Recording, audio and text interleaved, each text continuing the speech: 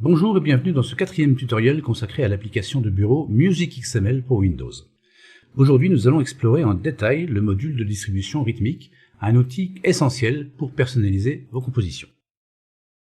Avant d'entrer dans le vif du sujet, rappelons que l'application Music XML est un outil puissant qui permet aux musiciens de créer rapidement des exercices et des mélodies personnalisées.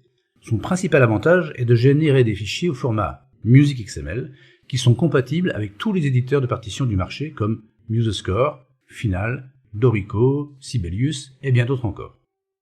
Concentrons-nous maintenant sur le deuxième module de l'application, le module de distribution rythmique. C'est dans ce module que vous allez indiquer à l'algorithme quelle durée de notes vous souhaitez utiliser pour composer votre mélodie. Par défaut, toutes les valeurs de notes et de silence sont réparties aléatoirement sur 100% de la mélodie. C'est le point de départ de votre personnalisation rythmique. Si vous décochez une ou plusieurs valeurs, elles sont automatiquement retirées du calcul total. Les valeurs restantes seront alors redistribuées pour occuper ensemble 100% de la durée totale de la mélodie. Un aspect important à comprendre est que toutes les valeurs sont reliées entre elles dans le calcul. Cela signifie que lorsque vous augmentez le pourcentage d'une valeur, cette modification se répercute automatiquement sur les autres valeurs. Le système assure ainsi que la somme de toutes les valeurs utilisées atteigne toujours 100% de la durée totale de la mélodie générée.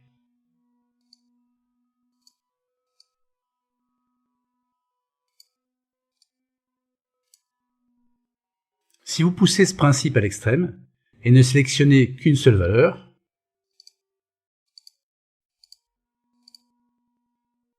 celle-ci occupera naturellement 100% de votre mélodie finale. Voici quelques conseils pour tirer le meilleur parti de ce module. Pour conserver une fluidité agréable à vos mélodies, je vous recommande de ne pas dépasser 10% de valeur de silence.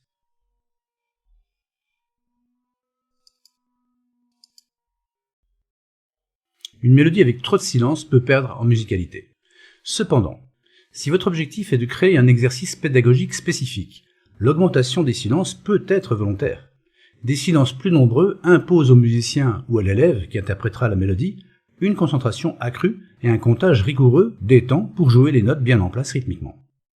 N'oubliez pas que vous pouvez également activer la présence de liaisons de prolongation.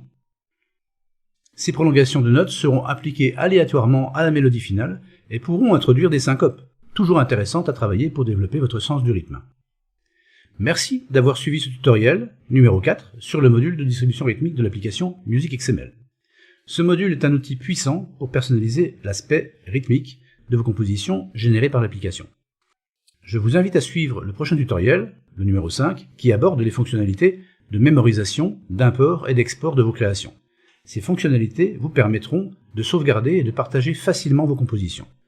À bientôt pour de nouvelles découvertes avec l'application Music XML.